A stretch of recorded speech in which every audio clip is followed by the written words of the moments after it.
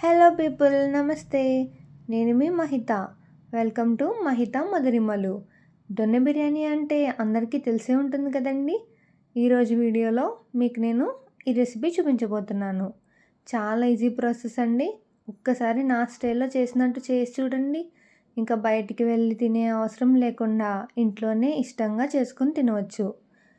ముందుగా మటన్లో పసుపు, ఉప్పు, కారం, ఇంకా అల్లం వెల్లుల్లి పేస్ట్, గరం మసాలా, ధనియాల పొడి ఇవన్నీ వేసి బాగా కలుపుకుని మూత పెట్టి మ్యారినేట్ చేసుకోవాలి.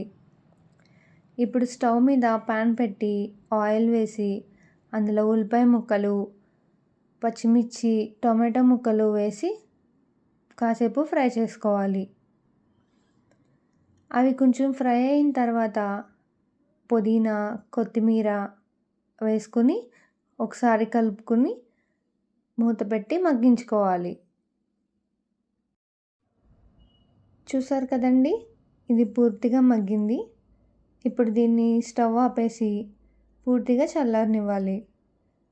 ఇది చల్లారిన తర్వాత ఒక మిక్సీ జార్లోకి తీసుకొని మెత్తటి పేస్ట్ లాగా మిక్సీ పట్టుకొని పక్కన పెట్టుకోవాలి. ఇప్పుడు స్టవ్ మీద బిర్యానీ గిన్నె పెట్టుకొని ఆయిల్ వేసి అందులో బిర్యానీ సరుకులు, దాంతోపాటు మిరియాలు, ఎండుమిర్చి కూడా వేసుకోవాలి.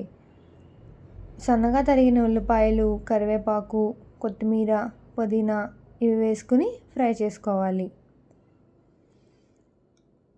ఇవి ఫ్రై అయిన తర్వాత ముందుగా మనం మ్యారినేట్ చేసి పెట్టుకున్న మటన్ని కుక్కర్లో ఒక 6 to 8 విజిల్స్ వరకు ఉడికించుకుని ఇందులో వేసుకోవాలి. ఇప్పుడు మనం ముందుగా చేసి పెట్టుకున్న పేస్ట్ని కూడా ఇందులో వేసుకుని బాగా ఫ్రై చేసుకోవాలి. ఇప్పుడు ఫ్రై అయిన తర్వాత చిట్టుముత్యాల రైస్ ఉంటుంది కదండి, దాంట్లో పసుపు, సాల్ట్ వేసి కలుపుకొని దాన్ని ఇందులో వేసుకొని ఫ్రై చేసుకోవాలి.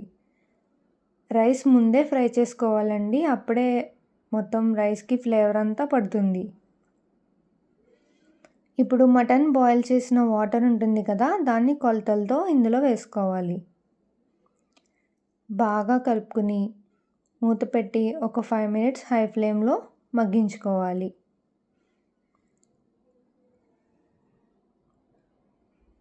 చూసారు కదండి, రైస్ 80% కుక్ అయింది కదా. ఇప్పుడు ఒకసారి కలుపుకొని ఇందులో కొత్తిమీర, పుదీనా వేసుకుని మూత పెట్టి లో ఫ్లేమ్లో ఒక 10 minutes పాటు మగ్గించుకోవాలి. అంతేనండి, వేడివేడిగా దొన్న బిర్యానీ రెడీ. మన ఇంట్లో మనం చేసుకునే దానికన్నా ఇంకేది బాగుంటుంది చెప్పండి. ఇలాంటి మరిన్ని రెసిపీస్ మీరు చూడాలనుకుంటే please subscribe to Mahitha Madhurimalu. Okay people, bye.